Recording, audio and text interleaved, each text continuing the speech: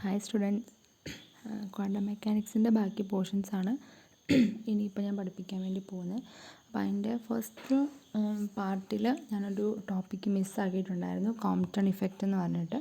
അപ്പോൾ അത് വെച്ചിട്ടാണ് ഞാനിന്ന് സ്റ്റാർട്ട് ചെയ്യാൻ പോകുന്നത്. Compton effect. When monochromatic X-rays are allowed to hit a light element like carbon, the scattered X-ray contains radiations of wavelength higher than of that of incident rays. That is, the scattered X-rays contain radiation of lower frequency than the incident rays. This phenomenon is called a Compton effect or Compton scattering.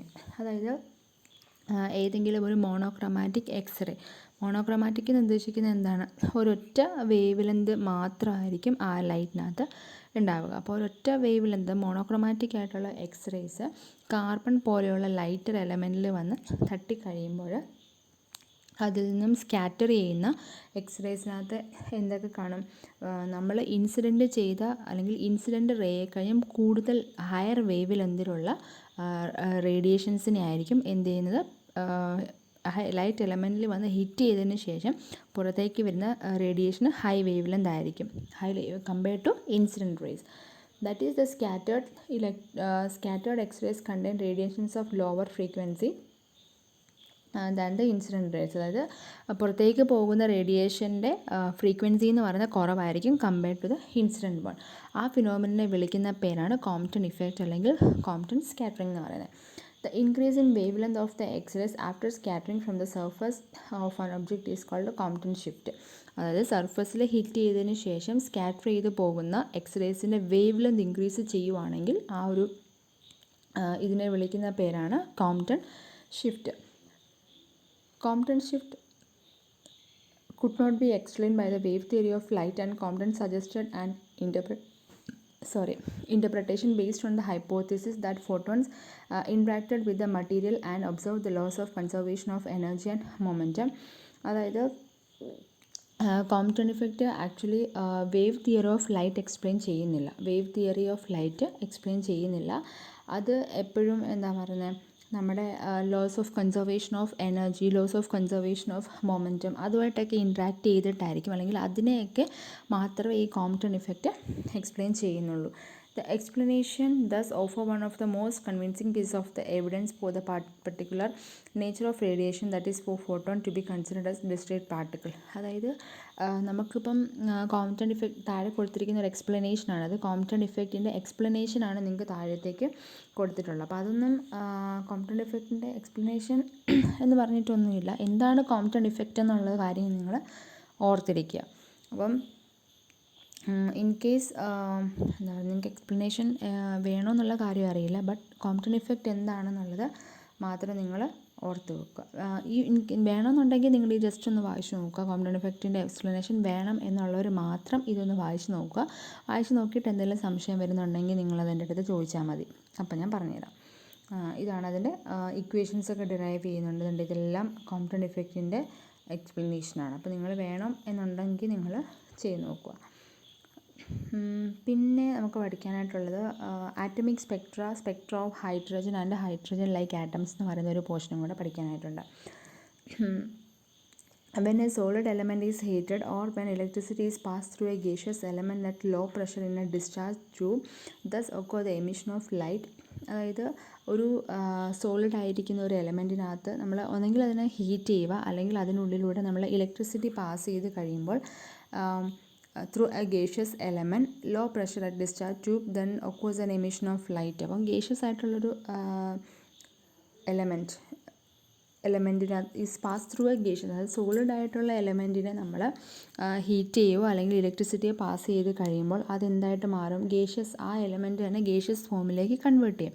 അതിനെ നമ്മളൊരു discharge ട്യൂബിനകത്തൂടെ pass ചെയ്ത് കഴിയുക, അന്നേരം emission of light എന്ന് പറയുന്ന process അവിടെ നടക്കും. When this light is resolved into a spectroscope, a discontinuous spectrum is obtained. This consists of a series of lines corresponding to definite wavelength. This is known as line spectrum. അതിനെ നമ്മളൊരു സ്പെക്ട്രോസ്കോപ്പിലൂടെ, അതായത് നമുക്ക് അങ്ങനെ കിട്ടുന്ന emission of ലൈറ്റിനെ നമ്മളൊരു സ്പെക്ട്രോസ്കോപ്പിലൂടെ observe ചെയ്ത് കഴിയുമ്പോൾ നമുക്കതിനകത്ത് ധാരാളം line spectras, a series of line spectras കാണാൻ പറ്റും.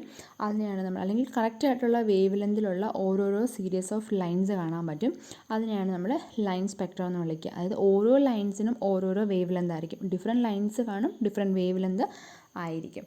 It is also called atomic spectra since the emission of light results from the electronic transition that occurs when atoms raised to electronic excited state return to their lower state. അപ്പോൾ ഇതിനെ നമ്മൾ atomic Spectra എന്നുള്ള പേരിലും കൂടെ നമ്മൾ പറയാറുണ്ട്. കാരണം എന്താ വെച്ചാൽ ആറ്റത്തിനുള്ളിൽ നടക്കുന്ന ഇലക്ട്രോണിക് ട്രാൻസിഷൻ്റെ ഫലമായിട്ടാണ് ഇങ്ങനെയൊരു സ്പെക്ട്രം ഉണ്ടാകുന്നത്. അതുകൊണ്ട് ആറ്റമിക് സ്പെക്ട്ര എന്നും അല്ലെങ്കിൽ ലൈൻ സ്പെക്ട്ര എന്നും പറയാറുണ്ട്. Each element gives it characteristic line spectrum, hence the line spectra are regarded as the fingerprints of the element. അപ്പോൾ ഓരോ എലമെൻറ്റിനും ഓരോ ടൈപ്പ് ഓഫ് ലൈൻ സ്പെക്ട്ര ആയിരിക്കും. അതുകൊണ്ട് തന്നെ ലൈൻ സ്പെക്ട്രം എന്ന് പറയുന്നത് ഓരോ എലമെൻറ്റിനും ഫിംഗർ പ്രിൻറ്റ്സ് ആണെന്ന് നമുക്ക് പറയാനായിട്ട് പറ്റും. ഇപ്പോൾ എക്സാമ്പിൾ പറയുകയാണെങ്കിൽ ഹൈഡ്രജൻ ഒരു ലൈൻ സ്പെക്ട്ര കാണും, അതുപോലെ ആയിരിക്കില്ല ഹീലിയമിൻ്റെ. അപ്പോൾ നമുക്ക് ഏതെങ്കിലും ഒരു ലൈൻ സ്പെക്ട്ര കിട്ടിക്കഴിഞ്ഞാൽ നമുക്ക് ഐഡൻറ്റിഫൈ ചെയ്യാൻ പറ്റും അത് ഏത് എലമെൻറ്റിൻ്റെ ആണെന്നുള്ളത്. ബിക്കോസ് ഓൾ ലൈൻ സ്പെക്ട്ര, അല്ലെങ്കിൽ ഓരോ എലമെൻറ്റിൻ്റെയും ലൈൻ സ്പെക്ട്രാസ് ഡിഫറെൻ്റ് ആണ്. The line spectra of the most elements are rather complex, but those of hydrogen and hydrogen-like atoms are relatively simpler. അപ്പം ഒരുമാതിരി വരുന്ന എല്ലാ എലമെൻറ്റുകളുടെയും ലൈൻ സ്പെക്ട്ര എന്ന് പറയുന്നത് കുറച്ച് ബുദ്ധിമുട്ടാണ് ലൈൻ സ്പെക്ട്ര കിട്ടാൻ വേണ്ടിയിട്ട്. പക്ഷേ ഹൈഡ്രജൻ്റെയോ അല്ലെങ്കിൽ ഹൈഡ്രജൻ പോലെയുള്ള സ്പീഷ്യസിൻ്റെയോ വൺ ഇലക്ട്രോൺ സിസ്റ്റമിൻ്റെയൊക്കെ ലൈൻ സ്പെക്ട്രാസ് എന്ന് പറഞ്ഞാൽ കമ്പയർഡ് ടു മറ്റ് എലമെൻറ്റ്സ് കുറച്ച് സിംപ്ലറാണ്. The hydrogen spectrum consists of several series of lines appearing in different regions of electromagnetic spectrum. The Lyman series of lines occurs in the ultraviolet region and Balmer series of lines occur in the visible spectrum. അപ്പോൾ ഹൈഡ്രജൻ്റെ തന്നെ line spectrum നമ്മൾ നോക്കിക്കഴിഞ്ഞാൽ അതിൽ ധാരാളം അല്ലെങ്കിൽ അതിൽ series of lines കാണും. അതായത് പല ടൈപ്പ് ഓഫ് ലൈൻസ് കാണും.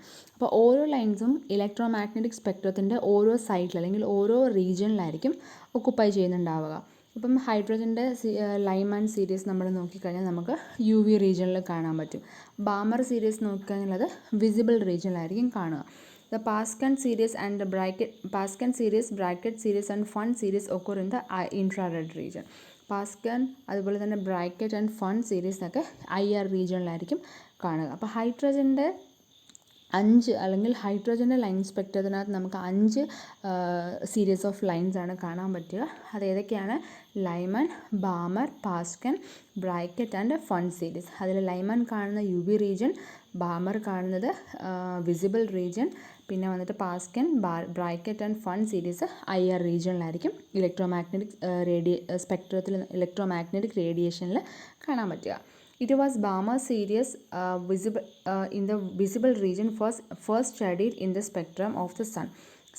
സണ്ണിൻ്റെ സ്പെക്ട്രത്തിൽ നിന്നാണ് നമ്മൾ ഫസ്റ്റ് ബാമർ സീരീസിനെ പറ്റിയിട്ട് പഠിച്ചത്. അത് JJ ബാമർ എന്ന് പറയുന്ന വ്യക്തിയാണ് ആദ്യമേന്ന് പഠിച്ചത്. അപ്പോൾ അതുകൊണ്ടാണ് ബാമർ എന്ന പേരിൽ ആ സീരീസ് അറിയപ്പെടുന്നത്. It has 4 prominent lines designated H alpha, H beta, H gamma and H delta in the red, blue, green, blue and violet regions respectively. Several other lines which can be recorded photographically in the higher energy photons of the visible light. അപ്പം ഈ Balmer സീരീസിനെ നമുക്ക്, അല്ലെങ്കിൽ അതിന് 4 prominent lines ഉണ്ട്. പ്രധാനമായിട്ടും Balmer സീരീസിന് 4 ലൈൻസാണ് ഉള്ളത്. അതിനെ നമുക്ക് H alpha, H beta, H gamma and H delta എന്നുള്ള പേരിൽ നമുക്ക് റെപ്രസെൻറ്റ് ചെയ്യാനായിട്ട് പറ്റും. അതിന് ഓരോന്നിനും കളറുണ്ട്. H ആൽഫ കാണുന്നത് റെഡിലായിരിക്കും, റെഡ് റീജിയനിലായിരിക്കും. H ബീറ്റ ബ്ലൂ ഗ്രീനിൽ, H gamma blue and H delta violet റീജിയൻസിലായിരിക്കും നമുക്ക് കാണാനായിട്ട് പറ്റുക. നമുക്ക് ഫോട്ടോഗ്രാഫിക്കലി നമുക്ക് നോക്കിക്കഴിയുമ്പോൾ ഈ ഒരു കളർ കോഡ് വെച്ചിട്ട് നമുക്ക് പറയാൻ പറ്റും ഏത് ലൈനാണ് ഉള്ളതെന്നുള്ളത്. ബാമർ സീരീസിൻ്റെ ഏത് ലൈൻ, H ആൽഫയാണോ, H ബീറ്റയാണോ, H ഗാമയാണോ എന്നുള്ളത് മനസ്സിലാവുന്നത്. അപ്പോൾ നിങ്ങൾക്കൊരു ഹൈഡ്രജൻ സ്പെക്ട്രത്തിൻ്റെ ബാമർ ലൈൻസ് എങ്ങനെയാണ് ഒക്കുപ്പൈ ചെയ്യുന്നതിനുള്ളൊരു ഫിഗറും കൂടെ നിങ്ങൾക്ക് ഇപ്പോൾ കാണാൻ പറ്റുന്നുണ്ട്. നോക്കിയേ, ഏകദേശം 400 വേവ് ലെങ്ത് നാനോമീറ്റർ റേഞ്ചിൽ വയലറ്റ് കാണാൻ പറ്റും. അവിടെ ആയിരിക്കും നമ്മുടെ H ഡെൽറ്റ ലൈൻ കാണുക. അതുപോലെ തന്നെ ഏകദേശം 650 കഴിഞ്ഞ് വരുമ്പോൾ അവിടെ ആയിരിക്കും നമുക്ക് H ആൽഫ റെഡ് കളറിൽ കാണാൻ പറ്റുക. ഇനിയും റെയ്ഡ്ബർഗ് equation the Rydberg which is the reciprocal of wavelength corresponding to in a anyone in a hydrogen series is given by the Rayleigh formula. അതായത് നമ്മുടെ റെഡ്ബർഗ് കോൺസ്റ്റൻറ്റ് അല്ലെങ്കിൽ റെഡ്ബർഗ് ഇക്വേഷൻ എന്താണെന്നാണ് ചോദിച്ചിരിക്കുന്നത്. റെഡ്ബർഗ് ഇക്വേഷൻ എന്ന് പറഞ്ഞാൽ v bar is equal to 1/λ, അതായത് wave ലെന്തിൻ്റെ റെസിപ്രോക്കലാണ്. That is equal to RH into 1/n1² minus 1/n2². RH എന്ന് പറയുന്നത് എന്താണ്? റെഡ്ബർഗ് കോൺസ്റ്റൻ്റ് ആണ്, which has an experimental value of 1.097 into 10⁻⁷ metre inverse. പിന്നെ N1 N2 എന്നൊക്കെ പറയുന്ന ഇൻഡിജേഴ്സ് ആണ്. For a particular series N1 is a constant but N2 varies from its different lines. അതായത് ചില പർട്ടിക്കുലർ ആയിട്ടുള്ള സീരീസ് നമ്മൾ consider ചെയ്യുമ്പോൾ N1 സെയിം ആയിരിക്കും, പക്ഷേ N2ന് പല പല വാല്യൂസ് വരാനായിട്ട് പറ്റും. അപ്പം റെഡ്ബർഗ് ഇക്വേഷൻ എന്ന് വെച്ചാൽ v bar is equal to 1/λ that is equal to RH into 1/n1² minus 1/n2² ആണ്. RH എന്ന് പറയുന്ന റെഡ്ബർഗ് കോൺസ്റ്റൻ്റ് ആണ്. അതിൻ്റെ വാല്യൂ എന്ന് പറയുന്നത് 1.097 ഇൻറ്റു 10⁻⁷ പെർ മീറ്റർ ആണ്, അല്ലെങ്കിൽ മീറ്റർ ഇൻവേഴ്സ് ആണ്. അപ്പോൾ അങ്ങനെ നമുക്ക് ഓരോന്നിൻ്റെയും കണ്ടുപിടിക്കാൻ പറ്റും. ഇപ്പോൾ ഓരോ സീരീസ് കണ്ടോ, ലൈമൻ, ബാമർ, പാസ്കൻ, ബ്രാക്കറ്റ് എന്ന് പറഞ്ഞിട്ട് അതിൻ്റെ ഓരോന്നിൻ്റെയും കറസ്പോണ്ടിങ് N1 കൊടുത്തിട്ടുണ്ട്. N2ൻ്റെ വാല്യൂസ് എന്താകാം? ഡിഫറെൻ്റ് ആകും. അതും ആ ബോക്സിൽ കൊടുത്തിട്ടുണ്ട്, നിങ്ങൾക്ക് കാണാനായിട്ട് പറ്റും. ഓക്കെ, അപ്പോൾ നിങ്ങൾക്ക് ചിലപ്പോൾ ഒരു പോർഷനും കൂടെ നിങ്ങൾ പഠിക്കാനായിട്ടുണ്ട്. ബാക്കിയുള്ളതൊന്നും നിങ്ങൾക്കില്ല. റിഡ്സ് ഇക്വേഷനൊന്നും ഇല്ല. ഇൻ കേസ് റിഡ്സ് കോമ്പിനേഷൻ പ്രിൻസിപ്പിളോ കാര്യങ്ങളോ ഒന്നുമില്ല. നിങ്ങൾ ജസ്റ്റ് വേണം റിഡ്സ് ഇക്വേഷൻ എന്താണെന്നുള്ളത് അറിഞ്ഞിരിക്കുക. The general formula called the Ritz equation embedding the above principle. Equation മാത്രം ഓർത്ത് വെക്കുക. V bar is equal to R minus M plus beta the whole square minus R/n plus alpha the whole square. Ritz equation എന്ന പേരിലാണ് ഈ ഇക്വേഷന് അറിയപ്പെടുന്നത്. അല്ലെങ്കിൽ or is equal to or, അല്ലെങ്കിൽ റിഡ്സ് ഇക്വേഷനെ വേറൊരു രീതിയിലും കൂടെ നമുക്ക് എഴുതാൻ പറ്റും. V bar is equal to R into 1/m plus beta the whole square minus 1/n plus alpha the whole square, where R is the Rydberg constant. അതിൻ്റെ value ഉണ്ട്. M N എന്നൊക്കെ പറയുന്ന ഇൻറ്റീജേഴ്സ് ആണ്, where n greater than M ആണ്. And alpha and beta are the adjustment constants which depends upon the element and consideration. അതായത് നമ്മൾ ഏത് എലമെൻറ്റിനെയാണോ consider ചെയ്യുന്നത് അതിൻ്റെ അഡ്ജസ്റ്റബിൾ ആയിട്ടുള്ള കോൺസ്റ്റൻസ് ആണ് ആൽഫ ബീറ്റ എന്നൊക്കെ പറയുന്നത്. അപ്പോൾ അതിൻ്റെ വാല്യൂ പ്രൊവൈഡ് ചെയ്യുവാണെങ്കിൽ നമുക്ക് വി ബാർ കാൽക്കുലേറ്റ് ചെയ്യാനായിട്ട് പറ്റും by using Ritz formula. Rydberg കോൺസ്റ്റൻറ്റിൻ്റെ വാല്യൂ ഒക്കെ നമുക്ക് അറിയുകയും ചെയ്യാമെങ്കിൽ. ഓക്കെ, അപ്പം നോക്കിയേ, റിഡ്സ് ഇക്വേഷൻ ആണ് നമ്മൾ യൂസ് ചെയ്യുന്നതെങ്കിൽ ഓരോ സീരീസിലും, അതായത് ഹൈഡ്രജൻ സ്പെക്ട്രമിലെ ഓരോ സീരീസിലും നമുക്ക് ഉപയോഗിക്കാൻ പറ്റുന്ന എമ്മിൻ്റെ വാല്യൂവും എന്നിൻ്റെ വാല്യൂവും കൊടുത്തിട്ടുണ്ട്. ശ്രദ്ധിക്കേണ്ട കാര്യം N എന്ന് പറയുന്നത് ഓൾവേസ് ഗ്രേറ്റർ ദാൻ M ആയിരിക്കും. നിങ്ങൾക്ക് ആ ബോക്സ് നോക്കുമ്പോൾ തന്നെ നിങ്ങൾക്കത് ക്ലിയർ ആയിട്ട് മനസ്സിലാവും. ഓക്കെ, പിന്നെന്താ, ബോർസ് തിയറി ഓഫ് ആറ്റം. അതൊക്കെ നിങ്ങൾ ബോർ തിയറി ഓഫ് ആറ്റം ഒക്കെ അറിയാമായിരിക്കുമല്ലോ. ബോർ മോഡലിൻ്റെ പോസ്റ്റ്ലേറ്റ്സും കാര്യങ്ങളും ഒക്കെയാണ്. അത് നിങ്ങൾക്ക് അറിയാമായിരിക്കാം ഓൾവേസ്. നോക്കുക, ഇത് കണ്ടോ, പടം കണ്ടോ, ഓരോന്നിൻ്റെയും Lyman series, Balmer series, Paschen series, Brackett series, Pfund series. ഈ ഒരു രീതിയിലായിരിക്കും ഹൈഡ്രജൻ സ്പെക്ട്രത്തിൻ്റെ ലൈൻ സ്പെക്ട്രം വരയ്ക്കാൻ പറഞ്ഞാൽ ഈ പിക്ചറായിരിക്കണം നിങ്ങൾ വരയ്ക്കേണ്ടത്. ഓരോന്നും കൃത്യമായിട്ട് നിങ്ങൾ മനസ്സിലാക്കുക, വരച്ച് നോക്കുക, പഠിക്കുക. പിന്നെ അതിനെ റിലേറ്റ് ചെയ്തിട്ട് നമുക്ക് ക്വസ്റ്റ്യൻസ് ചോദിച്ചിട്ടുണ്ട്. അതായത് according to application of Bohr theory to an electronic transition between two orbits N1 and N2 of hydrogen atom yield in the following expression connecting the wave number A. അതായത് നമുക്ക് ഏതെങ്കിലും രണ്ട് ഓർബിറ്റിൽ, അതായത് N1 N2 എന്ന് പറയുന്ന ഏതെങ്കിലും രണ്ട് ഓർബിറ്റിൽ നമുക്ക് തന്നു കഴിഞ്ഞാൽ അതിനകത്ത് നടക്കുന്ന ഇലക്ട്രോണിക് ട്രാൻസിഷൻസ് നമുക്ക് കണ്ടുപിടിക്കാനായിട്ട് പറ്റുമെന്നാണ് പറയുന്നത്. അതിൻ്റെ ഇക്വേഷനാണിത്. വി ബാർ എന്ന് പറയുന്ന വേവ് നമ്പറാണ്. V bar is equal to 1/λ, അതായത് ലാംഡയുടെ വേവ് ലെന്തിൻ്റെ റെസിപ്രോക്കലാണ്. That is equal to M e⁴/8ε² CH³ into 1/n1² minus 1/n2². അതായത് റെഡ്ബർഗ് ഫോർമുല, അല്ലെങ്കിൽ റെഡ്ബർഗ് ഫോർമുലയായിട്ട് കണക്ട് ചെയ്തിട്ട് നമുക്ക് കണ്ടുപിടിക്കാൻ പറ്റുന്ന ഒരു ഇക്വേഷനാണ്. ബോർ തിയറിയൊക്കെ വെച്ചിട്ട് അങ്ങനെ നമുക്ക് കാൽക്കുലേറ്റ് ചെയ്യാം. റെഡ്ബർഗ് കാര്യങ്ങളൊക്കെ പറയുന്നുണ്ട്. അപ്പോൾ അതിനെ റിലേറ്റ് ചെയ്തിട്ട് താഴെ കുറച്ച് പ്രോബ്ലംസ് കൊടുത്തിട്ടുണ്ട്, നോക്കുക. calculate the wavelength of the radiation emitted from the electron in the hydrogen atom excited to the fifth energy level returns to the second energy level. In which part of the electromagnetic spectrum does this line lie? അതായത് ഇതുപോലെ, അതായത് നമ്മൾ ഇതുവരെ പഠിച്ച equations ഒക്കെ connect ചെയ്തുകൊണ്ട് നമുക്ക് C പാർട്ടിലൊക്കെ ചോദിക്കാൻ പറ്റുന്നതാണ് പ്രോബ്ലംസ്, സി ഓർ ബി പാർട്ടിൽ. അപ്പോൾ നിങ്ങൾ ഇതുപോലുള്ള ക്വസ്റ്റ്യൻസ് ഒക്കെ എക്സ്പെക്റ്റ് ചെയ്യുക. അപ്പോൾ അതിന് വേണ്ടിയിട്ട് ചെയ്യേണ്ടത് എന്താണെന്ന് വെച്ചാൽ ഇക്വേഷൻസ് ക്ലിയർ ആയിട്ട് പഠിക്കുക, ടേംസ് എക്സ്പ്ലെയിൻ ചെയ്യുക, പിന്നെ ഉള്ള പ്രോബ്ലംസ് ഒക്കെ ചെയ്ത് നോക്കാനായിട്ട് നോക്കുക. അപ്പോൾ ഈ പ്രോബ്ലമിൽ പറയുന്ന ഇതാണ്, നമുക്ക് കണ്ടുപിടിക്കേണ്ടത് വേവ് ലെന്ത് ആണ് കണ്ടുപിടിക്കേണ്ടത്. കാൽക്കുലേറ്റ് ദ വേവ് ലെന്ത് ആണ്. അപ്പോൾ വേവ് ലെന്ത് കാൽക്കുലേറ്റ് ചെയ്യുക. അവർ പറഞ്ഞിരിക്കുന്ന കണ്ടീഷൻ ഇതാണ്, ഹൈഡ്രജൻ ആറ്റമാണ്, കാരണം ഹൈഡ്രജൻ ആറ്റമിൻ്റെ മാത്രമാണ് ഇതുവരെ നമുക്ക് അറിയാൻ പറ്റുന്നത്. കുറച്ചുകൂടി ഈസി അതാണ്, അതുകൊണ്ട് അതായിരിക്കും നമ്മളെപ്പോഴും കൺസിഡർ ചെയ്യുന്നുണ്ടാവുക. അപ്പോൾ ഹൈഡ്രജൻ ആറ്റമിൻ്റെ ഫിഫ്ത്ത് എനർജി ലെവലിൽ നിന്നും സെക്കൻഡ് എനർജി ലെവലിലേക്ക് ഒരു ഇലക്ട്രോൺ വന്നു, എമിറ്റ് ചെയ്തു. ഫിഫ്ത്ത് എനർജി ലെവലിൽ നിന്നും സെക്കൻഡ് എനർജി ലെവലിലേക്ക് ഒരു ഇലക്ട്രോൺ എമിറ്റ് ചെയ്തു. അപ്പം അതിൻ്റെ വേവ് ലെന്ത് കാൽക്കുലേറ്റ് ചെയ്യുക. ഒപ്പം തന്നെ നമ്മൾ കണ്ടുപിടിക്കേണ്ടത് നമ്മുടെ ഏത് ഇലക്ട്രോ മാഗ്നറ്റിക് സ്പെക്ട്രമിൽ ഏത് ലൈനിലായിരിക്കും ഈ ഒരു സംഭവം എക്സിസ്റ്റ് ചെയ്യുന്നത്, അല്ലെങ്കിൽ ഏത് ലൈനിൽ നടക്കുന്ന ഒരു ഇലക്ട്രോണിക് ട്രാൻസിഷൻ ആയിരിക്കും ഇതെന്ന്. അപ്പം നമ്മൾ യൂസ് ചെയ്യേണ്ടത് റെഡ്ബർഗ് ഫോർമുലയാണ്. ബിക്കോസ് അവർ റെഡ്ബർഗ് കോൺസ്റ്റൻറ്റ് ബ്രാക്കറ്റിൽ കൊടുത്തിട്ടുണ്ട്. അത് ജസ്റ്റ് ഒരു ഹിൻ്റാണ് നമുക്ക് ഏത് ഇക്വേഷൻ യൂസ് ചെയ്ത് കണ്ടുപിടിക്കുക എന്നുള്ളത്. അപ്പം നമുക്കറിയാവുന്ന റെഡ്ബർഗ് ഫോർമുല എഴുതി വെച്ചു. അതായത് 1/λ = RH 1/n1² - 1/n2². അപ്പം അറിയാം വേവ് നമ്പർ എന്ന് പറഞ്ഞാൽ റെസിപ്രോക്കൽ ഓഫ് വേവ് ലെന്ത് ആണ്. അപ്പോൾ അതിൽ നിന്നും നമുക്ക് റെഡ്ബർഗ് കോൺസ്റ്റൻറ്റ് അറിയാം, n1 അറിയാം, n2 അറിയാം. അത് സബ്സ്റ്റിറ്റ്യൂട്ട് ചെയ്ത് കൊടുത്തു കഴിഞ്ഞാൽ നമുക്ക് വേവ് ലെന്ത് കാൽക്കുലേറ്റ് ചെയ്യാനായിട്ട് സാധിക്കും. അപ്പോൾ അതേ ഇക്വേഷൻ അല്ലെങ്കിൽ അതേ ലോജിക്ക് തന്നെയാണ് ഇവിടെയും യൂസ് ചെയ്തിരിക്കുന്നത്. RH ഉണ്ട്, n1 എന്ന് പറയുന്നത് 2 ആണ്. ബിക്കോസ് നമ്മൾ ഫിഫ്ത്തിൽ നിന്നും സെക്കൻഡിലേക്കാണ് വന്നത്. അപ്പം താഴെ നോക്കുമ്പോൾ n1 എന്ന് പറയുന്നത് 2ഉം n2 എന്ന് പറയുന്നത് 5ഉം ആണ്. നമ്മൾ വാല്യൂ സബ്സ്റ്റിറ്റ്യൂട്ട് ചെയ്ത് കഴിയുമ്പോൾ നമുക്ക് 1/λ എന്ന് പറയുന്നത് 2.304 × 10⁻⁶ മീറ്റർ ഇൻവേഴ്സ് എന്ന് കിട്ടും. അപ്പോൾ വേവ് ലെന്ത് കാണാൻ വേണ്ടിയിട്ട് 1/, കിട്ടുന്ന വാല്യൂ എടുക്കുക. സോ വേവ് ലെന്ത് λ = 1/2.04 × 10⁻⁶ എടുത്തു.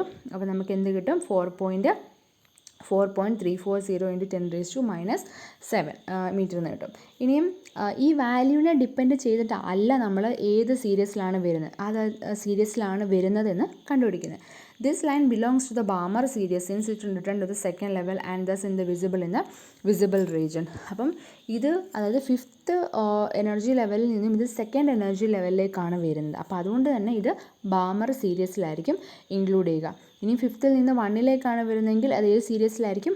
ലൈൻമാനിലായിരിക്കും. അപ്പോൾ ഏതിലേക്കാണോ വരുന്നത് ആ ഒരു സീരീസ് ഓഫ് ലൈനിലായിരിക്കും ഇങ്ങനെയുള്ള എക്സിസ്റ്റ് ചെയ്യുന്നുണ്ടാവുക.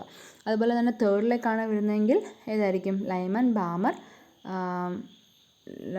ബാമർ. ഫോർത്തിലേക്കാണ് വരുന്നതെങ്കിൽ ബ്രാക്കറ്റ്. അങ്ങനെ ഏതിലേക്കാണോ വരുന്നത് അതനുസരിച്ച്. പിന്നെ അതിൻ്റെ കളറും കൂടി നമുക്ക് പറയാൻ പറ്റും. കളർ നമ്മൾ മുമ്പേ പറഞ്ഞില്ലേ എവിടെയാണ്? ഇപ്പം ലൈമാൻ സീരീസ് ആണെങ്കിൽ നമുക്ക് എവിടെ കാണാൻ പറ്റും? UVയിൽ കാണാൻ പറ്റും. ബാമർ ആണെങ്കിൽ വിസിബിളിൽ കാണാൻ പറ്റും. പിന്നെ പാസ്കൻ, ബ്രാക്കറ്റ് ഒക്കെ ആണെങ്കിൽ നമുക്ക് IRൽ കാണാൻ പറ്റും. അപ്പോൾ ഇവിടെ n = 2ലേക്കാണ് വരുന്നത്. അപ്പം ബാമർ സീരീസ് ആണ്. അപ്പോൾ അതുകൊണ്ട് തന്നെ വിസിബിൾ റീജിയനിലായിരിക്കും നമുക്കിത് ഈ ഒരു ഇലക്ട്രോണിക് ട്രാൻസിഷൻസ് കാണാനായിട്ട് പറ്റുന്നത്. അപ്പോൾ ഇത്തരത്തിലുള്ള പ്രോബ്ലമാറ്റിക് ക്വസ്റ്റ്യൻസും കൂടെ നിങ്ങൾക്ക് ചോദിക്കാനായിട്ട് പറ്റും. ഇതൊരു ഈസി ക്വസ്റ്റ്യൻ ആണ്. ഈസി ആയിട്ട് മാർക്ക് സ്കോർ ചെയ്യാൻ പറ്റും ഇതുപോലുള്ള ക്വസ്റ്റ്യൻസ് ചോദിച്ചാൽ. ഓക്കെ, ഇനി നമ്മൾ ഡുവൽ നേച്ചർ ഓഫ് റേഡിയേഷനൊക്കെ ഞാൻ എടുത്താണ്, പാർട്ടിക്കിൾ നേച്ചർ കാര്യങ്ങളൊക്കെ. അപ്പോൾ ഡെറിവേഷൻ അപ്പോൾ ഇതിനകത്ത് ചോദിച്ചിരിക്കുന്ന ഒരു സംഭവമാണ് derivation of D Broglie relation. അതായത് ഡി ബ്രോഗ്ലിയുടെ റിലേഷനെ നമുക്ക് എങ്ങനെ ഡിറൈവ് ചെയ്യാമെന്നുള്ളത്. അപ്പോൾ അതും കൂടെ ഞാൻ പറഞ്ഞു തരാം, ശ്രദ്ധിച്ചിരുന്നുള്ളൂ, ഈസിയാണ്. The energy E of a photon is given by Planck's relation. അതായത് E = hν എന്ന് പറയുന്ന പ്ലാങ്ക്സ് റിലേഷൻ വെച്ചിട്ട് നമുക്ക് എനർജി കാൽക്കുലേറ്റ് ചെയ്യാൻ പറ്റും. hν എന്ന് പറഞ്ഞാൽ c/λ. New = c/λ. therefore hν = hc/λ. ന്യൂവിന് പകരം നമ്മൾ c/λ സബ്സ്റ്റിറ്റ്യൂട്ട് ചെയ്ത് കൊടുത്തു. where h is the Planck's constant while v, λ, c are respectively frequency, wavelength and velocity of the radiation. എന്തൊക്കെയാണ് ടേംസ് എന്നുള്ളത് എക്സ്പ്ലെയിൻ ചെയ്തിരിക്കുന്നത്. Einstein's mass energy relationship E = mc². നമുക്കറിയാം ഐൻസ്റ്റീൻ്റെ വളരെ പ്രധാനപ്പെട്ട ഒരു ഇക്വേഷനാണ് E = mc² എന്ന് പറയുന്നത്. അപ്പോൾ അത് മാസ് എനർജി റിലേഷൻഷിപ്പാണ് കാണിക്കുന്നത്, മാസും എനർജിയും. അപ്പോൾ നമുക്ക് E is equal to H C by lambda എന്ന് പറയുന്ന ഇക്വേഷനും E is equal to M C square എന്ന് പറയുന്ന ഇക്വേഷനും കിട്ടി. ഈ രണ്ട് ഇക്വേഷൻ നമുക്ക് നോക്കി കഴിയുമ്പോൾ അറിയാൻ പറ്റും ലെഫ്റ്റ് ഹാൻഡ് സൈഡ് രണ്ടും സെയിം ആണ്, രണ്ടും E ആണ്. അപ്പോൾ അതുകൊണ്ട് തന്നെ നമുക്ക് റൈറ്റ് ഹാൻഡ് സൈഡ് തമ്മിൽ ഇക്വേറ്റ് ചെയ്യാനായിട്ട് പറ്റും. അതായത് H C by lambda is equal to M C square. അവിടെ നിന്നും ലാംഡ കാൽക്കുലേറ്റ് ചെയ്യുക. Lambda is equal to H by M C. Because ഒരു സിയും തമ്മിൽ ക്യാൻസൽ ചെയ്ത് പോകും. അപ്പോൾ നമുക്ക് lambda is equal to H by M C എന്ന് പറയുന്ന ഒരു ഫൈനൽ ഇക്വേഷൻ കിട്ടും. De Broglie argued that the above equation must obeyed by both light and matter. അതായത് ഡി ബ്രോഗ്ലി പറയുന്ന പ്രകാരം lambda is equal to H by M C എന്ന് പറയുന്ന equation both ലൈറ്റും ഒബേ ചെയ്യണം, മാറ്ററും ഒബേ ചെയ്യണം. So a material particle of mass m moving with a velocity v will have de Broglie wave length lambda is given by h by m mu. Because de ബ്രോഗ്ലിയുടെ പ്രകാരം m mass ഉള്ള material അതിൻ്റെ velocity mu ആണ്. അങ്ങനെയാണെങ്കിൽ ലാംഡയ്ക്ക് de Broglie suggest ചെയ്യുന്ന ഇക്വേഷനാണ് lambda is equal to H by m nu. So since m nu is equal to m v is equal to ന്യൂവോ വിയോ പറയാം കേട്ടോ. Momentum de Broglie relationship may be given by lambda is equal to H by p. അതായത് m v എന്ന് പറയുന്നത് അല്ലെങ്കിൽ M new എന്ന് പറയുന്നത് പി ആണ്, ദാറ്റ് ഈസ് ദ മൊമെൻറ്റം. അതുകൊണ്ട് നമുക്ക് lambda is equal to H by P എന്ന് നമുക്ക് ഡി ബ്രോഗ്ലി ഇക്വേഷൻ എഴുതാനായിട്ട് പറ്റും. ഇതാണ് ഡി ബ്രോഗ്ലി ഇക്വേഷൻ്റെ ഡെറിവേഷൻ എന്ന് പറയുന്നത്, സിമ്പിളായിട്ടുള്ളൊരു ഡെറിവേഷൻ. ഇനിയും പറഞ്ഞിരിക്കുന്നത് ഒരു ഡിഫറൻസ് ആണ്. ഇലക്ട്രോ മാഗ്നറ്റിക് വേവ്സും മാറ്റർ വേവ്സും തമ്മിലുള്ളൊരു ഡിഫറൻഷ്യേറ്റ് ആണ്. ഇലക്ട്രോ മാഗ്നറ്റിക് വേവ്സും മാറ്റർ വേവ്സും തമ്മിലുള്ളൊരു ഡിഫറൻഷ്യേറ്റ് ആണ് കൊടുത്തിരിക്കുന്നത്. Electromagnetic waves these are associated with electric and magnetic field perpendicular to each other and to the direction of propagation. അതായത് നമ്മൾ പ്രൊവൈഡ് ചെയ്യുന്ന ഇലക്ട്രിക് ആൻഡ് മാഗ്നറ്റിക് ഫീൽഡിനെ അസോസിയേറ്റ് ചെയ്തിട്ടായിരിക്കും ഇലക്ട്രോ മാഗ്നറ്റിക് വേവ്സ് ഫോം ചെയ്യുക. അതുപോലെ തന്നെ നമ്മൾ ഏത് ഡയറക്ഷനിലാണോ അതിനെ പ്രൊപ്പഗേറ്റ് ചെയ്യുന്നത് ആ ഡയറക്ഷനിൽ പെർപെൻഡിക്കുലർ ആയിട്ടായിരിക്കും ഇലക്ട്രോ മാഗ്നറ്റിക് വേവ്സ് പോകുന്നത്. പക്ഷേ മാറ്റർ വേവ്സ് അങ്ങനെയല്ല. These are not associated with electric and magnetic field. നമ്മൾ കൊടുക്കുന്ന ഇലക്ട്രിക് ഫീൽഡ് ആയിക്കോട്ടെ മാഗ്നറ്റിക് ഫീൽഡ് ആയിക്കോട്ടെ അതിനെ അസോസിയേറ്റ് ചെയ്തേ അല്ല മാറ്റർ വേവ്സ് ഫോം ചെയ്യുന്നുണ്ടാവുക. ഇനിയും electromagnetic waves this does not require any medium for propagation. പ്രത്യേകിച്ച് മീഡിയം ഒന്നും ആവശ്യമില്ല. അതിൻ്റെ പ്രൊപ്പഗേഷന് വേണ്ടിയിട്ട് പ്രത്യേകിച്ച് മീഡിയം ഒന്നും തന്നെ ആവശ്യമില്ല. And matter wave these require medium for propagation. അതിനൊരു മീഡിയം ആവശ്യമാണ്. വാക്വമിലൂടെ ഒന്നും പോകാനായിട്ട് സാധിക്കില്ല. അതിനൊരു പെർട്ടിക്കുലർ മീഡിയം ആവശ്യമാണ് മാറ്റർ വേവ്സിന് പ്രൊപ്പഗേറ്റ് ചെയ്യാനായിട്ട്. ഇനിയും electromagnetic waves travel with same വെലോസിറ്റിയിൽ ട്രാവൽ ചെയ്യാൻ പറ്റും. ബട്ട് മാറ്റർ വേവ്സിന് different ones travel with different velocity. ഓരോ മാറ്റർ വേവിനും പല പല വെലോസിറ്റിയിലായിരിക്കും ട്രാവൽ ചെയ്യാൻ പറ്റുന്നുണ്ടാവുക. നാലാമത്തെ these have very high velocity, that is velocity of light namely 3 × 10⁸ metre per second. Very high വെലോസിറ്റിയിലായിരിക്കും ഇലക്ട്രോ മാഗ്നറ്റിക് വേവ്സ് ട്രാവൽ ചെയ്യുന്നുണ്ടാവുക.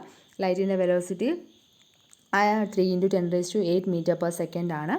ഇനി matter wave generally have velocities lower than that of light. ലൈറ്റിനെ കഴിഞ്ഞും കുറഞ്ഞ വെലോസിറ്റിയിലായിരിക്കും എപ്പോഴും മാറ്റർ വേവ്സ് ട്രാവൽ ചെയ്യുന്നുണ്ടാവുക. ഇനിയും electromagnetic waves these generally have large wavelengths given by expansion lambda is equal to c by V.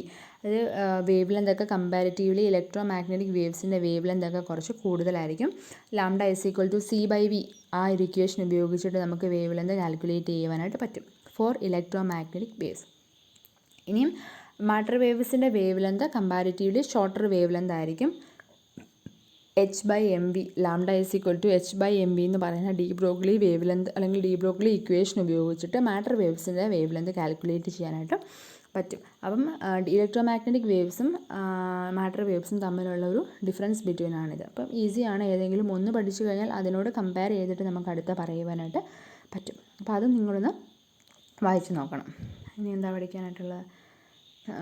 Davisson Germer experiment പഠിച്ചാണ്. Davisson Germer എക്സ്പെരിമെൻറ്റുമായിട്ട് relate ചെയ്ത് വരുന്ന ക്വസ്റ്റ്യൻസ് ആണ് ഉള്ളത്. അതായത് calculate the momentum of a particle which have de Broglie wavelength of 1 angstrom. അതായത് 1 angstrom wave length ഉള്ള ഒരു പാർട്ടിക്കിളിൻ്റെ മൊമെൻറ്റം കാൽക്കുലേറ്റ് ചെയ്യാനായിട്ട്. അത് ഡേവിസൺ ജെർമർ എക്സ്പെരിമെൻറ്റുമായിട്ട് റിലേറ്റ് ചെയ്ത് വരുന്ന ക്വസ്റ്റ്യൻ ആണ്. അവിടെ നമുക്ക് പ്ലാങ്ക്സ് കോൺസ്റ്റൻറ്റിൻ്റെ വാല്യൂ പ്രൊവൈഡഡ് ആണ്. എങ്ങനെ ചെയ്യാൻ പറ്റും? അപ്പോൾ ഡി ബ്രോഗ്ലി വേവ് ലെന്താണ് 1 ആങ്സ്ട്രോം എന്ന് കൊടുത്തേക്കുന്നത്. അപ്പോൾ നമുക്ക് സ്വാഭാവികമായിട്ടും ഡി ബ്രോഗ്ലി ഇക്വേഷനാണ് യൂസ് ചെയ്യേണ്ടത്. Lambda is equal to H by P. അവിടെ ലാംഡാൻ്റെ വാല്യൂ അവർ തന്നിട്ടുണ്ട് 1 ആങ്സ്ട്രോം. 1 ആങ്സ്ട്രോം എന്ന് പറഞ്ഞാൽ 1 × 10⁻10 മീറ്റർ ആണ്. അതായത് 1 angstrom is equal to 10⁻10 metre ആണ്. അപ്പോൾ അത് കിട്ടി. നമ്മൾ എല്ലാത്തിനെയും നമ്മൾ മീറ്റർ ഫോമിലേക്ക് കൺവേർട്ട് ചെയ്യുക. പ്രോബ്ലം ചെയ്യുന്ന സമയത്ത് ആങ്സ്ട്രോമിലാണ് തരുന്നതെങ്കിൽ അതിനെ മീറ്ററിലേക്ക് കൺവേർട്ട് ചെയ്യുക. കാരണം എല്ലാത്തിനെയും നമ്മൾ കോമൺ ആയിട്ടുള്ള യൂണിറ്റ് ഇട്ടിട്ട് വേണം നമ്മൾ പ്രോബ്ലം ചെയ്യാനായിട്ട്. പിന്നെ എച്ചിൻ്റെ വാല്യൂ കൊടുത്തിട്ടുണ്ട് 6.6 × 10⁻³ ജൂൾ സെക്കൻഡ്. എന്നിട്ട് മൊമെൻ്റം ആണ് കാൽക്കുലേറ്റ് ചെയ്യേണ്ടത്. മൊമെൻ്റം കാൽക്കുലേറ്റ് ചെയ്യുന്നതിന് വേണ്ടി ഡി ബ്രോഗ്ലി ഇക്വേഷനിൽ നിന്നും λ=h/a റീഅറേഞ്ച് ചെയ്തിട്ട് p=h/λ എന്ന് പറയുന്ന ഇക്വേഷൻ ആക്കി. എച്ചിൻ്റെ വാല്യൂ അറിയാം, ലാംഡേൻ്റെ വാല്യൂ അറിയാം, രണ്ടും കൂടെ സബ്സ്റ്റിറ്റ്യൂട്ട് ചെയ്ത് കൊടുത്തു. അപ്പോൾ നമുക്ക് 6.6 × 10⁻²4 kg/m/s എന്ന് കിട്ടി. അതായത് ജൂളിലാണ് നമുക്ക് കിട്ടുന്നത്. അപ്പോൾ ജൂളിനെ നമുക്ക് എഴുതാൻ പറ്റും kg/m²/s² ആണ്. അതുകൊണ്ട് തന്നെ നമുക്ക് ജൂളിലേക്ക് വേണമെങ്കിലും ഇക്വേഷനെ കൺവേർട്ട് ചെയ്യാനായിട്ട് പറ്റും. ഇല്ലെങ്കിൽ കിട്ടുന്ന യൂണിറ്റ് ഏതാണോ അത് എഴുതാൻ പറ്റും. ബിക്കോസ് നമ്മൾ എല്ലാത്തിനെയും ഒരേ യൂണിറ്റിൽ കൊണ്ടുവന്നിട്ടാണ് പ്രോബ്ലം ചെയ്യുന്നത്. അപ്പോൾ ഫൈനലിൽ കിട്ടുന്ന യൂണിറ്റ് ശരി തന്നെയായിരിക്കും. അതിൻ്റെ ഒറ്റ യൂണിറ്റ്, അതായത് ജൂള്, വാട്ട് അങ്ങനെ എന്തെങ്കിലും കിട്ടുവാണെങ്കിൽ അങ്ങനെ എഴുതുന്നത് കൊണ്ടും പ്രശ്നമില്ല. ഓക്കെ, ഇനി അടുത്ത ഇക്വേഷൻ നോക്കിയേ. Calculate the wave length of the matter wave associated with a particle of mass 10 gram moving with a velocity of 1000 cm/s². അതായത് നമുക്കിവിടെയും മാറ്റർ വേവുമായിട്ട് അസോസിയേറ്റ് ചെയ്ത് വരുന്ന ക്വസ്റ്റ്യൻ ആണ്. അവിടെയും നമ്മൾ വേവ് ലെങ്ത് ആണ് കാൽക്കുലേറ്റ് ചെയ്യേണ്ടത്. മാസ് കൊടുത്തിട്ടുണ്ട് 10 gram, വെലോസിറ്റി കൊടുത്തിട്ടുണ്ട് 1000 cm/s. ഡി ബ്രോഗ്ലി ഇക്വേഷൻ തന്നെ യൂസ് ചെയ്യുക. ബിക്കോസ് മാറ്റർ വേവ് പഠന കൂട്ടത്തിൽ പറഞ്ഞായിരുന്നു അതിൻ്റെ വേവ് ലെങ്ത് കാൽക്കുലേറ്റ് ചെയ്യുന്നതിന് വേണ്ടിയിട്ട് നമ്മൾ ഡി ബ്രോഗ്ലി ഇക്വേഷനാണ് ഉപയോഗിക്കുന്നതെന്ന്. സോ നമുക്ക് ഈ ഇക്വേഷൻ തന്നെ ഉപയോഗിക്കാനായിട്ട് പറ്റും. D Broglie relation λ=h/mv. M കൊടുത്തിട്ടുണ്ട്, ഗ്രാമിലാണ്, നമ്മളത് കിലോഗ്രാമിലേക്ക് കൺവേർട്ട് ചെയ്യുക. ബിക്കോസ് SI യൂണിറ്റിൽ ഇട്ടിട്ടായിരിക്കണം നമ്മൾ പ്രോബ്ലം ചെയ്യുക. So 10⁻² kilogram. V is 1000 cm/s. അതിനെ നമ്മൾ 10 m/s കൺവേർട്ട് ചെയ്തു.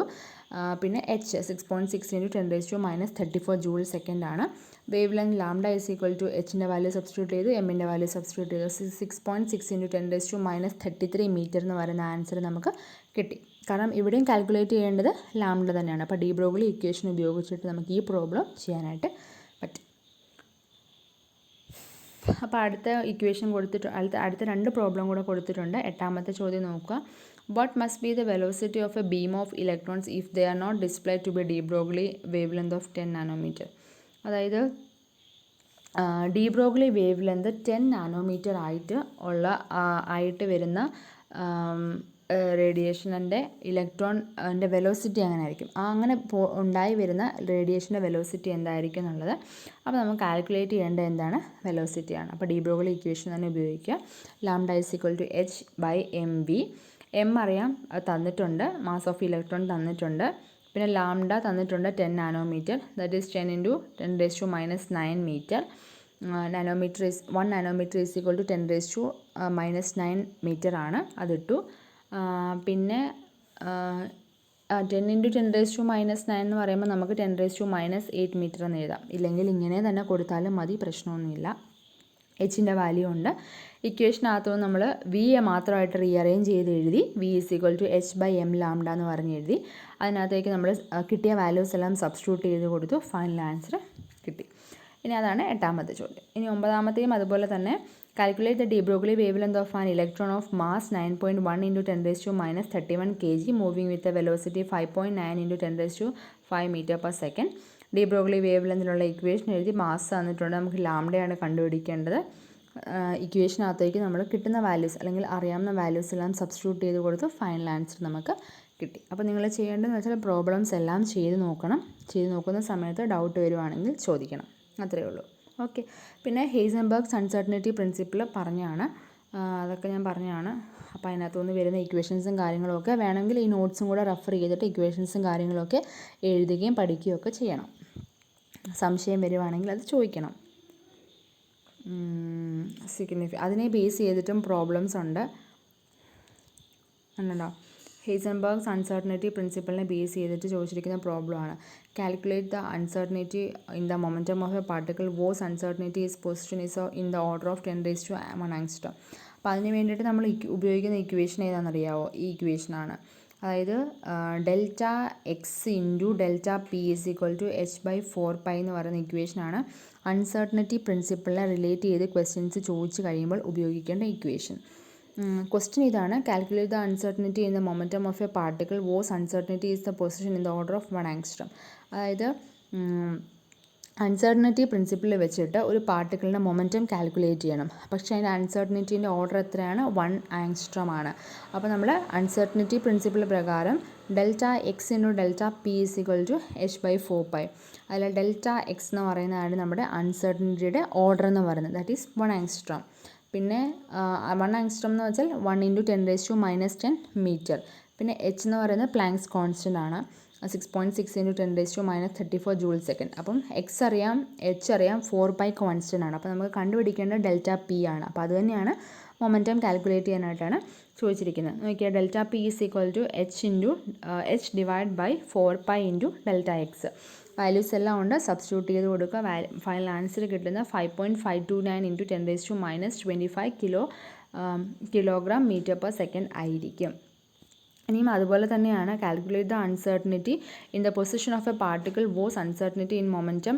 Uncertainty in momentum is 1.65 × 10⁻2 kilogram metre per second. അപ്പോൾ ഇവിടെ നമുക്ക് കണ്ടുപിടിക്കേണ്ടത് ഡെൽറ്റ എക്സ് ആണ്. ബിക്കോസ് പൊസിഷനിലുള്ള അൺസർട്ടനിറ്റിയാണ് നമുക്ക് കണ്ടുപിടിക്കേണ്ടത്.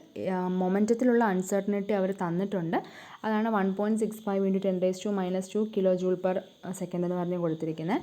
പക്ഷേ കിലോ ജൂളല്ല, കിലോഗ്രാം മീറ്റർ പെർ സെക്കൻഡ്. അപ്പോൾ കണ്ടുപിടിക്കേണ്ടത് എന്താണ്? ഡെൽറ്റ പി, അതായത് അൺസർട്ടനിറ്റി ഇൻ മൊമെൻറ്റം. അപ്പോൾ അവിടെയും അൺസർട്ടനിറ്റി പ്രിൻസിപ്പിളിൻ്റെ ഇക്വേഷൻ ഉപയോഗിക്കുക. Delta X into delta P is equal to h/4π എന്ന് പറയുന്നത്. എച്ചിൻ്റെ വാല്യൂ അറിയാം, 4π കോൺസ്റ്റൻ്റ് ആണ്. ഡെൽറ്റ പി ആണ് കാൽക്കുലേറ്റ് ചെയ്യേണ്ടത്. ഡെൽറ്റ പി അവർ തന്നിട്ടുണ്ട്, ഡെൽറ്റ എക്സ് ആണ് കാൽക്കുലേറ്റ് ചെയ്യേണ്ടത്. ഇക്വേഷൻ റീഅറേഞ്ച് ചെയ്ത് എഴുതുക, തന്നിരിക്കുന്ന വാല്യൂ സബ്സ്റ്റിറ്റ്യൂട്ട് ചെയ്ത് കൊടുക്കുക. Final answer 3 × 18 × 10⁻33 metre. അപ്പം ഡെൽറ്റ എക്സ് പൊസിഷനിലുള്ള അൺസർട്ടനിറ്റിയുടെ യൂണിറ്റ് എപ്പോഴും മീറ്ററിൽ തന്നെയായിരിക്കും പറയുക. അപ്പോൾ ക്വസ്റ്റ്യനിലാണെങ്കിൽ പോലും അവരിപ്പം പൊസിഷൻ്റെ അൺസർട്ടനിറ്റി സെൻറ്റിമീറ്ററിലാണ് തരുന്നതെങ്കിൽ നമ്മളതിനെ മീറ്ററിലേക്ക് കൺവേർട്ട് ചെയ്തിട്ട് വേണം പ്രോബ്ലംസ് ചെയ്യാൻ. ഫൈനൽ ആൻസറും ഇതിൽ തന്നെ ആയിരിക്കണം, മീറ്ററിൽ. അപ്പം മൊമെൻറ്റത്തിലുള്ള അൺസർട്ടനിറ്റി ആണെങ്കിൽ നമുക്കൊന്നെങ്കിൽ ജൂളിൽ എഴുതാം, അല്ലെങ്കിൽ കിലോഗ്രാം മീറ്റർ പെർ സെക്കൻഡിൽ യൂണിറ്റ് കൊടുക്കാം ഫൈനൽ ആൻസറിന്. ഇനി അടുത്ത ക്വസ്റ്റ്യൻ നോക്കിയേ. Calculate the uncertainty in the velocity of an electron if the uncertainty in its position is 100 pm. ഇവിടെ വെലോസിറ്റി, അതായത് ഒരു ഇലക്ട്രോണിൻ്റെ വെലോസിറ്റിയിൽ ഉണ്ടാവുന്ന അൺസർട്ടനിറ്റിയാണ് നമുക്ക് കാൽക്കുലേറ്റ് ചെയ്യേണ്ടത്. ഡയറക്റ്റ്ലി അവർ പൊസിഷനെന്നോ മൊമെൻറ്റം എന്നോ പറഞ്ഞിട്ടില്ല, but we have to calculate the velocity, uncertainty in the velocity. അവർ തന്നിട്ടുള്ളൊരു ഹിൻറ്റ് എന്താ വെച്ചാൽ പൊസിഷനിലുള്ള അൺസർട്ടനിറ്റി 100 pm ആണെന്ന് തന്നിട്ടുണ്ട്. അപ്പോൾ അതിനെങ്ങനെ കാൽക്കുലേറ്റ് ചെയ്യാം? മാസ് ഓഫ് ദ ഇലക്ട്രോണും പ്രൊവൈഡഡ് ആണ്. അപ്പോൾ നിങ്ങൾക്ക് ക്വസ്റ്റ്യൻ എക്സാംസിന് ചോദിക്കുന്ന സമയത്ത് മാസ് ഓഫ് ദ ഇലക്ട്രോൺസ് ഒക്കെ തരും. അപ്പോൾ അതിൽ നിന്നും ഹിൻറ്റ് വെച്ചിട്ട് വേണം നിങ്ങൾ ഏത് ഇക്വേഷൻ ഉപയോഗിച്ച് ചെയ്യണം എന്നുള്ളത് കണ്ടുപിടിക്കാൻ. അപ്പോൾ ഇക്വേഷൻ നമ്മൾ എഴുതി ഡെൽറ്റ എക്സ് ഇൻറ്റു ഡെൽറ്റ പിക്ക് പകരം എം ഡെൽറ്റ വി എന്ന് കൊടുത്തു. ബിക്കോസ് നമ്മൾക്ക് എന്താണ് കാൽക്കുലേറ്റ് ചെയ്യേണ്ടത്? ഡയറക്റ്റ്ലി മൊമെൻറ്റം അല്ല, മറിച്ച് അൺസർട്ടനിറ്റി ഇൻ വെലോസിറ്റിയാണ്. അപ്പോൾ എം ഡെൽറ്റ വി, ഡെൽറ്റ പിക്ക് പകരം എം ഡെൽറ്റ വി എന്ന് പറയുന്ന ഇക്വേഷൻ കൊടുത്തു. That is equal to h/2π. Delta X എന്ന് പറയുന്നത് 100 pm ആണ്. That is equal to 100 × 10⁻12 metre. പിന്നെ that is equal to 10⁻10 metre. 12ന് 100 ആയതുകൊണ്ട് നമുക്ക് 10⁻10 മീറ്റർ എന്ന് എഴുതാം. എച്ചിൻ്റെ വാല്യൂ ഉണ്ട്, പിന്നെ എമ്മിൻ്റെ വാല്യൂ അവർ തന്നിട്ടുണ്ട്, അത് ഇട്ടു. കാൽക്കുലേറ്റ് ചെയ്യേണ്ടത് എന്താണ്? ഡെൽറ്റ വി ആണ്. ഇക്വേഷൻ ഒന്ന് റീഅറേഞ്ച് ചെയ്യുക. അപ്പോൾ delta V is equal to h/4π m × delta X എന്ന് പറയുന്ന ഇക്വേഷൻ വരും. അതിനുള്ളിലേക്ക് നമുക്ക് കിട്ടുന്ന വാല്യൂസ്, അല്ലെങ്കിൽ നമ്മൾ കറക്റ്റായിട്ട് യൂണിറ്റ്സ് എല്ലാം സെറ്റ് ചെയ്ത് എഴുതി വെച്ചിരിക്കുന്ന വാല്യൂസ് സബ്സ്റ്റിറ്റ്യൂട്ട് ചെയ്ത് കൊടുക്കുക, കാൽക്കുലേറ്റ് ചെയ്യുക. Final answer 5.78 × 10⁵ metre per second എന്ന് പറയുന്ന ആൻസർ കിട്ടും. Therefore J is equal to 5.78 × 10⁵ metre per second എന്ന് പറയുന്ന ആൻസർ കിട്ടും.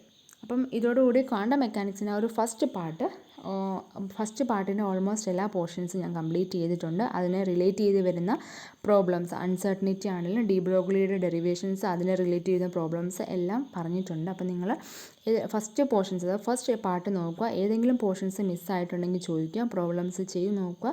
മനസ്സിലാവാത്ത പോർഷൻസോ ഡൗട്ടോ എന്തെങ്കിലും വരുവാണെങ്കിലും ചോദിക്കുക. Okay, thank you.